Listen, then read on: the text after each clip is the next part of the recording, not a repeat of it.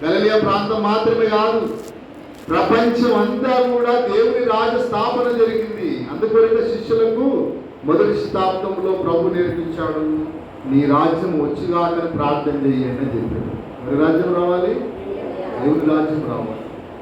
ఈ రాజ్యము దేవుని రాజ్యము, మనుషులను మార్చే రాజ్యం. ఈ మార్చగలిగిన మాట దేవుని మాటలో ఉంది కనుక ఈ రాజ్య స్థాపన జరగాలి. కాబట్టి ప్రపంచమంతా కూడా దేవుని రాజ్యం కిందికి రావాలి. లేకపోతే ఆయన విధించిన నీతి న్యాయములతో కూడిన పాలన జరగాలనేది దేవుని యొక్క ఉద్దేశం. అందుకొరకే భారతదేశం అనేక చోట్ల సమూలమైన మార్పులు తెచ్చారు. ఈరోజు నేను పేపర్లో చూసిన భార్య భర్తలు కొట్లాడుకున్నారు. భార్య భర్తలు కొట్లాడుకుంటే భార్య రావాలని దేవుడు మొక్కుకున్నాడు. ఒక వ్యక్తి మొక్కుకొని ఆయన కొడుకును కూతురు లేకుండా అన్న కొడుకును తెచ్చి దేవుడికి బలిచ్చాడు. ఈ మూఢనమ్మకం